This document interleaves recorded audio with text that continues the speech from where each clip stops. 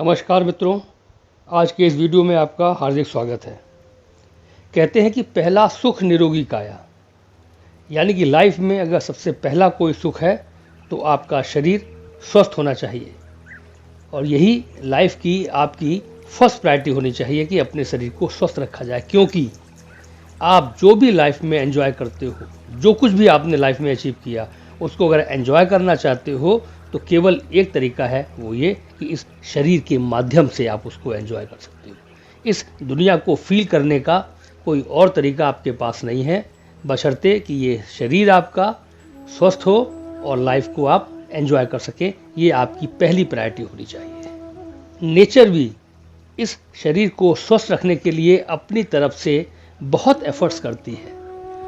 Nature ने अपनी तरफ से इस शरीर को स्वस्थ रखने के लिए कुछ फिजिशियन यानी कि चिकित्सक नियुक्त किए हुए हैं। हम नहीं जानते कि वो हमारे बेहतर स्वास्थ्य के लिए नियुक्त किए गए हैं। तो आज का जो विषय है वह है नेचुरल फिजिशियंस जो नेचर ने आपको दिए हैं। वो 9 फिजिशियंस कौन कौन से हैं और कैसे वो आपकी हेल्प करते हैं, बहुत शॉर्ट में मैं आपको बताऊंगा। बाकी आप जानते हो, लेकिन उन 9 के नाम मैं आपको याद दिलाना चाहता हूँ। वो 9 कौन कौन से हैं। पहला चिकित्सक है जल, यानी कि वाटर। अब आप देखिए कि नेचर ने जो हमको स्वस्थ रखने के लिए ये जल हमारी बॉडी में 70% यानी कि 70% ऑफ आवर बॉडी वेट जो है वो जल होता है। इसलिए जल हमारे स्वास्थ्य के लिए बहुत महत्वपूर्ण है। और ध्यान रखिए, हम लोगों को अपने बॉडी वेट का 4% जल पीना चाहिए। अगर आप 70 किलो के हैं तो लगभग आपको 2.5 से पौने 3 लीटर पानी आपको पीना चाहिए। आप वैसे काफ़ी कुछ जानते हैं पानी के विषय में। व्हाट्सएप पे बहुत सारे वीडियोज़ आते रहते हैं, पेपर में बहुत सारे आर्टिकल्स आते हैं। लेकिन ध्यान रखिए, सवेरे खाली पेट 1 लीटर पानी पीना का अपना आदत डालिए, एकदम खाली पेट, बगैर कुल्ला और मंजन किए हुए भी।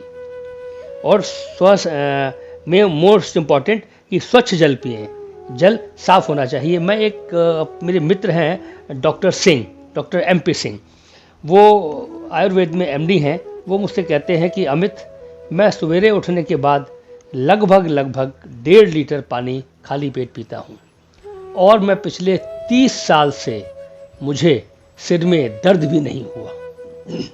मैं इतना स्वस्थ हूँ कि मुझे सर में दर्द भी नहीं हुआ। तो वो बहुत जोर देते हैं कि सवेरे खाली पेट हम लोगों को पानी पीना चाहिए। तो पहला चिकित्सक जल। सेकंड नेचुरल फिजिशियन है ऑक्सीजन। ज़्यादा ऑक्सीजन लेना हमारे शरीर के सभी अंगों की प्रॉपर फंक्शनिंग के लिए बहुत ज़रूरी है। जब भी कभी बॉडी में ऑक्सीजन की डेफिशिएंसी हो जाती है किसी भी कारण से, तो हमारे जो बॉडी पार्ट्स हैं वो माल फंक्शनिंग करना स्टार्ट कर देते हैं, प्रॉपर काम नहीं करते। ऐसी कोशिश की जानी चाहिए कि हम ऑक्सीजन का इंटेक ज़्यादा से ज़्यादा करें। खुले स्थानों पर रहने की आदत डालिए। घर के अंदर कॉम्पैक्ट होकर मत बैठिए। बहुत सारे घर जो बहुत कॉम्पैक्ट होते हैं, जहाँ पर वेंटिलेशन नहीं होता, वहाँ पर जनरली लोग बीमार ज़्यादा होते हैं, बशर्ते उन लोगों के जहाँ पर लोग खुले हुए घर में रहते हैं। तो अगर घर आपका खुला या बंद जैसा भी है, आदत डालिए कि बाहर बैठेंगे, पार्क में बैठेंगे, पेड़ों के पास बैठेंगे और ज़्यादा से ज़्यादा ऑक्सीजन इंटेक करेंगे। प्राणायाम करिए। प्राणायाम का मतलब ही यही है कि intake of axis oxygen. Baba Ramdev कहते हैं कि ऑक्सीजन ज़्यादा से ज़्यादा लीजिए और स्वस्थ रहिए। और ज़्यादा कुछ नहीं कर सकते तो कम से कम इतना तो कर ही सकते हैं कि खुले में जाकर 10 बार गहरी सांस लें। ओके। तीसरा चिकित्सक है सूर्य, सन। विटामिन डी का रिच सोर्स, शरीर का और जो हमारा स्केलेटन है, हड्डियां हैं, उन सबको मजबूत रखता है विटामिन डी। जो लोग बॉडी को एक्सपोज नहीं करते, छुपा कर रखते हैं, अंदर रहते हैं, कपड़ों से ढांक कर पूरा रखते हैं, ऐसे लोगों की हड्डियां कमज़ोर हो जाती हैं। इसलिए हमको ये आदत बनानी चाहिए कि सवेरे सनराइज़ के समय 2-4-5 मिनट धूप अवश्य लेनी चाहिए। विटामिन डी की डेफिशिएंसी दूर होती है। कैल्शियम हमारे अंदर जनरेट होता है विटामिन डी की प्रेजेंस में। इसलिए सूर्य का एक्सपोजर हमारे लिए बहुत ज़रूरी है। चौथा चिकित्सक है आहार, यानी कि भोजन। भोजन के बारे में मैं यही कहना चाहूँगा कि सही भोजन करें, भोजन में जितने डिफरेंट कलर्स के फ्रूट्स, सब्जियां, अनाज जो आप इंक्लूड कर सकते हो, डिफरेंट कलर्स, वो उसमें इंक्लूड कीजिए, क्योंकि डिफरेंट कलर्स के भोजन में डिफरेंट न्यूट्रिशंस, विटामिन्स होते हैं, तो हमको एक ओवरऑल डाइट हमको मिले। कोशिश करें कि मोटा अनाज खाएं, ज़्यादा बारीक अनाज हमको नहीं खाना चाहिए, फल खाना चाहिए हमको। और ध्यान रखें, वाइट शुगर और मैदा बिल्कुल ना खाएं। वाइट शुगर, श्री राम शर्मा आचार्य ने एक पुस्तक लिखी है कि वाइट शुगर जो है वो बिल्कुल जहर है।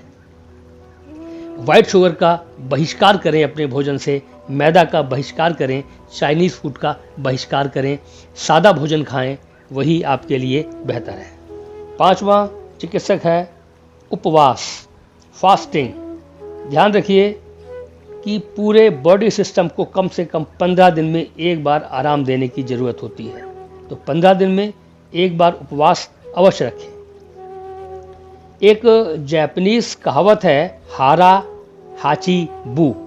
इसका मतलब ये होता है कि भोजन केवल 80% हमको करना चाहिए।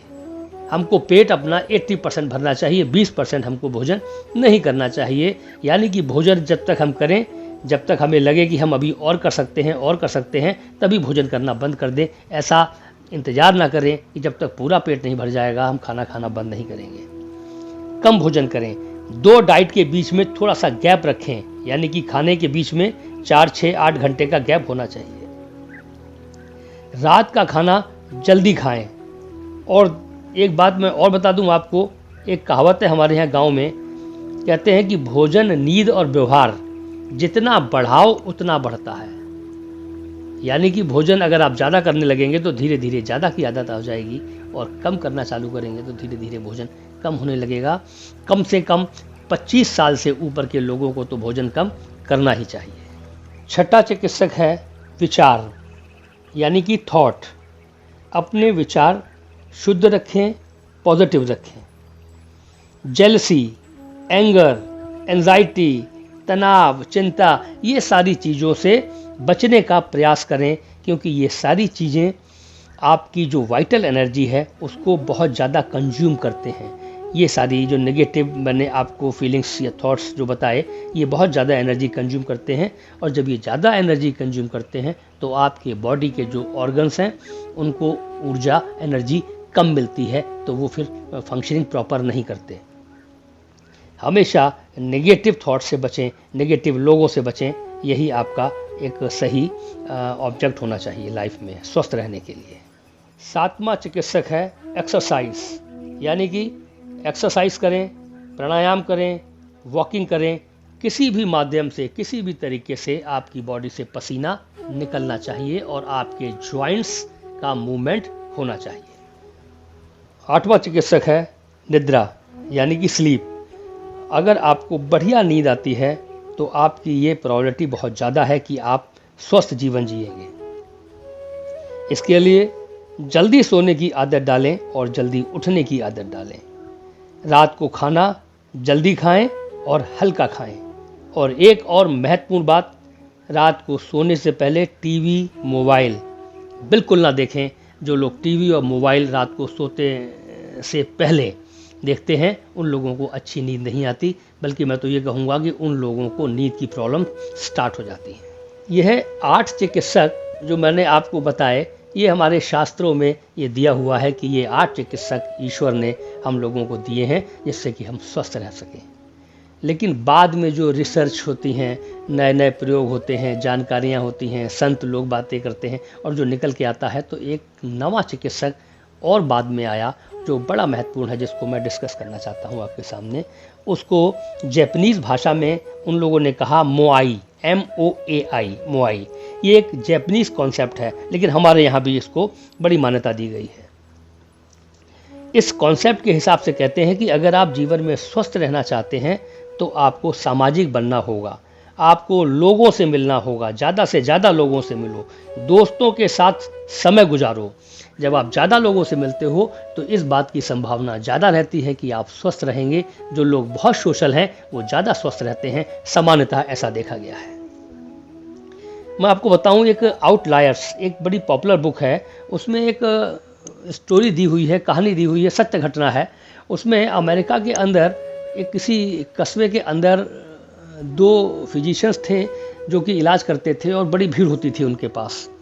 डिफरेंट गाँव के आसपास के लोग उनके यहाँ पास आते थे और उस समय हार्ट डिजीज़ का बड़ा प्रकोप था, लोगों को हृदय की बीमारियां होती थी।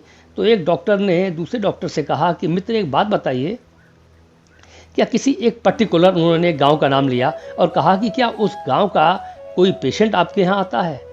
तो दूसरे डॉक्टर ने कहा कि बिल्कुल आपने ठीक कहा, मेरे पास बहुत सारे पेशेंट आते हैं और दूसरे गाँव के, लेकिन उस गाँव का एक भी पेशेंट मेरे पास नहीं आया आज तक। पहले डॉक्टर ने कहा कि यही मैं जानना चाहता था, क्योंकि मेरे पास भी उस गांव का एक भी पेशेंट नहीं आया। चलो क्यों ना हम लोग चल के वहाँ देखें कि क्या वजह है कि वहाँ का एक भी पेशेंट, एक भी आदमी हृदय की बीमारी से पीड़ित नहीं है। ऐसा क्या करते हैं वो लोग? तो ये दोनों डॉक्टर्स जब वहाँ पर देखने गए, लगभग 2000 की आबादी का वो गाँव था और वहाँ पर उन्होंने देखा, जब वो घूम रहे थे दोनों डॉक्टर्स, तो उनको ये जानकारी हुई कि उस गांव में 2000 लोगों के गांव में 25 सोशल सोसाइटीज़ वहाँ पर काम कर रही थी। स्पोर्ट्स की सोसाइटीज़, वेलफेयर, वुमेन वेलफेयर की सोसाइटी, बच्चों के डेवलपमेंट की सोसाइटी, कल्चरल सोसाइटीज़, ऐसी 25 सोसाइटीज़ वहाँ पर काम कर रही थी। वहाँ के लोग आपस में बहुत मेल मिलाप रखते थे। अगर एक आदमी कहीं जा रहा है बाजार और दूसरा उसका जानकार आ गया, तो वो सड़क पर खड़े होके 1-1 घंटे बातें करते रहते थे। तो उन दोनों डॉक्टर्स ने अपना रिपोर्ट में लिखा कि जो लोग बहुत ज़्यादा सोशल होते हैं, बहुत सामाजिक होते हैं, एक दूसरे की हेल्प करना चाहते हैं, ज़्यादा लोगों से मिलते हैं, उनकी स्वस्थ रहने की प्रोबेबिलिटी बहुत ज़्यादा होती है। इसलिए अगर स्वस्थ रहना चाहते हैं तो हमको लोगों से मिलना चाहिए, लोगों से बातें करना चाहिए। ये जो मैंने आपको 9 चिकित्सकों के नाम बताए हैं, इनमें बहुत ज़्यादा अगर आप समय नहीं भी दे पाते इनको, तो कोई ऐसी समस्या नहीं है। इन 9 जो फिजिशियंस हैं, इनके नामों को याद रखिए, 1-1 मिनट इनको अपने मेंटल रिवाइज कर लीजिए कि ये 9 कौन कौन से हैं। एक नियम है, वो कहता है कि जो आप जानते हैं वो आप करते हैं। अगर इन 9 चिकित्सकों के बारे में आपको याद रहेगा, तो ये 9 चिकित्सक अपने आप आपके जीवन में से आपका समय निकालकर आपसे कुछ ना कुछ करवा ही लेंगे। और एक बात और याद रखिए, एक स्टडीज़ कहती है कि जो लोग अपने स्वास्थ्य को बेहतर बनाने के लिए तरह तरह के प्रयोग और प्रयास करते रहते हैं, जैसे ये 9 चिकित्सकों को याद रखना या कुछ और भी, वो लोग उन लोगों के मुकाबले 15% स्वस्थ जीवन जीते हैं और उनकी लॉन्गेविटी 15% उन लोगों से ज़्यादा होती है जो ऐसा कुछ भी नहीं करते। तो ये मैंने आपके सामने 9 चिकित्सक का नाम रखा है और इनको आप याद रखिए और प्रयास कीजिए कि इनकी सहायता अपने स्वस्थ जीवन व्यतीत करने में सदैव लेते रहेंगे। इस लंबे वीडियो में आपने मुझे अपना समय दिया, उसके लिए मैं आपका हृदय से आभारी हूँ। नमस्कार।